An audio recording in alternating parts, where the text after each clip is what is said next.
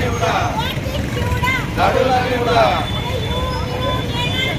झाडूशिवाय आहेत कोण झाडूशिवाय आहेत कोण आम आदमी पार्टीचा विजय असो आम आदमी पार्टीचा विजय असो आम आदमी पार्टीचा विजय असो झाडू आला आपल्या दारी स्वागत करा भारी झाडू आला आपल्या दारी स्वागत करा भारी स्वच्छ प्रशासन भ्रष्टाचार मुक्त राहता गंदगी मुक्त राहता त्याचबरोबर हे जे सामान्य माणसाला पिळवणूक करण्याचं कामकाज आहे हे राहत्याने गेली 38 वर्ष सहन केलं.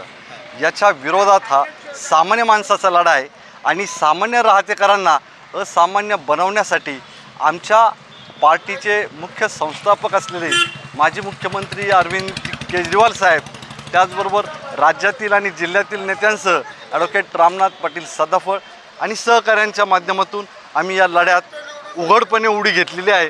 इथून मागे सामान्य राहतेकर युवक हा त्रासलेला होता तरी देखील तो बोलत नसायचा, परंतु आम आदमी पार्टी की ज्या पक्षाचं चिन्ह झाडू आहे त्या झाडूच्या मार्फत राहता शहर आतून बाहेरून स्वच्छ करण्याचाच हा धाडसी निर्णय आम्ही घेतलेला आहे.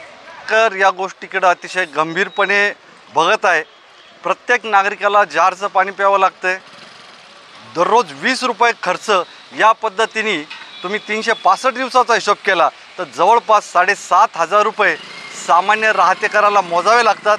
7,500 रुपये प्लस अधिकची 1,000-1,500 नगरपालिकेची पाणीपट्टी असते. पाण्यापासून जरी बघितलं तर हा एक मॉडेल तालुका मॉडेल शहर म्हणून काही लोकांनी याची जाहिरात केली. भाजपा असेल इथले प्रस्थापित पुढारी असतील नेहमी निवडणुका आल्या की सांगायचं मॉडेल शहर आहे आम्ही रस्ते बांधले हे केलं ते केलं. दाखवून द्या.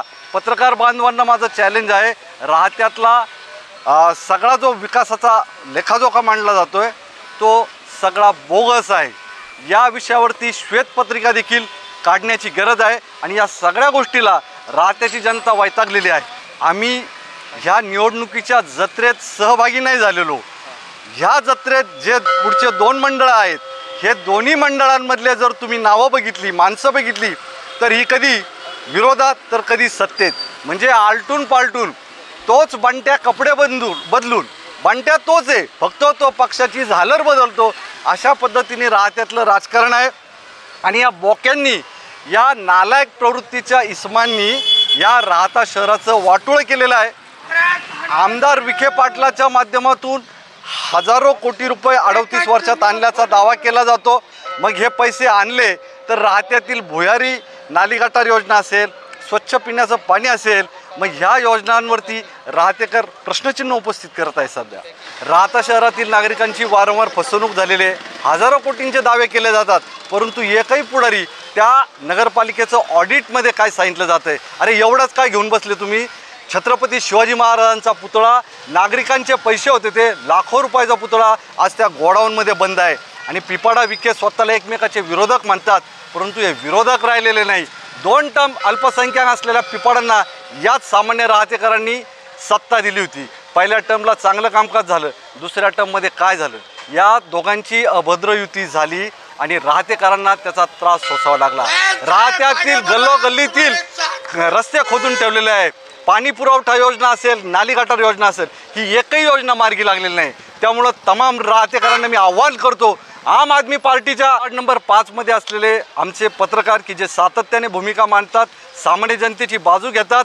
महेश बालेराव नावाचे लोकप्रिय पत्रकार आमच्या पॅनलमध्ये उभे आहेत. तिसरा उमेदवार आहे मी 25 वर्षापासून पत्रकारितेत आहे. फेसबुक बघा यूट्यूब बघा आम्ही काय कामं केली ती सांगायची गरज नाही. गॉडफादर न्यूजवरती तुम्ही गेलात तर राहतेकरांसाठी 3 वर्षात किती मोठं काम उभं केलेलं आहे. आणि सगळ्यात महत्त्वाचं कामकाज म्हणजे आमच्या पॅनलचे प्रमुख असलेले सामाजिक कार्यकर्ते ॲडव्होकेट रामनाथ पाटील सदाफळ हा साधा युवक गेल्या अनेक वर्षांपासून रस्त्यावरची आंदोलन करतोय. पोलीस स्टेशनला जातोय तहसील कचेरीत जातोय प्रांताला जातोय. या पुढाऱ्यांना हा गरीब पाटील चालत नाही का. कारण हा गरीब पाटील सामान्य लोकांचं काम घेऊन तुम्हाला नेहमी कचेऱ्यांमध्ये दिसेल. त्यामुळे तमाम राहतेकरांना आमची हात जोडून विनंती आहे की हे 4 उमेदवार तुम्ही निवडून द्या. राहतेकरांचं भलं करण्यासाठी जर आम्ही कमी पडलो तर 1 वर्षाच्या आत राजीनामा देऊन टाकू हे मी सगळ्या उमेदवारांसमोर छत्रपती शिवाजी महाराजांना स्मरून आणि वीरभद्र देवस्थानच्या समोर जाहीर करत आहे. 1 वर्षात आम्ही ॲफिडेव्हिटवरती राजीनामा सादर करू. नाही पाहिजे आम्हाला ती सत्ता जर राहतेकरांचं कोणतंच काम होत नसेल. शहराचा जर आपण यापूर्वीचा इतिहास जर बघितला तर या ठिकाणची प्रथमतः मी नागरिकांना आवाहन करतो की या ठिकाणची पहिले राजकीय स्वच्छता या ठिकाणी होणं गरजेचं आहे. राजकीय स्वच्छता यासाठी करायची आहे की या पक्षातून त्या पक्षात जायचं, त्या पक्षातून या पक्षात यायचं, सत्तेतून पैसा निर्माण करायचा आणि पैशातून सत्ता निर्माण करायची, अशा प्रकारचं मोठं या ठिकाणी राजकीय षडयंत्र चालू आहे. या ठिकाणी आपण राहता नगर परिषदेचा जर कारभार बघितला तर लाखो रुपयाचा भ्रष्टाचार या ठिकाणी झालेला आपल्याला पाहायला मिळतो. माझा या सत्ताधारी आणि विरोधकांना या ठिकाणी आव्हान आहे की तुम्ही जर खरोखर राहत्याचा जर विकास केलेला असेल तर राहता नगर परिषद अध्यक्षपदासाठी 7 उमेदवार का अर्ज दाखल करतात आणि 99-98 लोक उमेदवारीसाठी का अर्ज सादर करतात, हा माझा त्यांना खऱ्या अर्थानं सवाल आहे. जर आपण खरोखर या गावचा विकास केलेला असेल तर तुम्हाला या गल्ली बोळ्यात आणि वाड्यान वस्तीवरती का फिरायची वेळ येते, हा एक माझा त्यांना सवाल आहे. या ठिकाणचं आपण जर उमेदवार बघितले तर हे दोनही उमेदवार जे आहेत ते एका बँकांचे पदाधिकारी आहेत. या ठिकाणच्या नागरिकांना त्यांनी व्याजानं कर्ज वाटप केलेलं आहे. अनेक या राहत्यातल्या कर्ज पुरवठा झालेले जे काही नागरिक आहेत त्यांना जप्तीच्या नोटीस या लोकांनी काढलेल्या आहेत. ही वस्तुस्थिती या ठिकाणची आहे.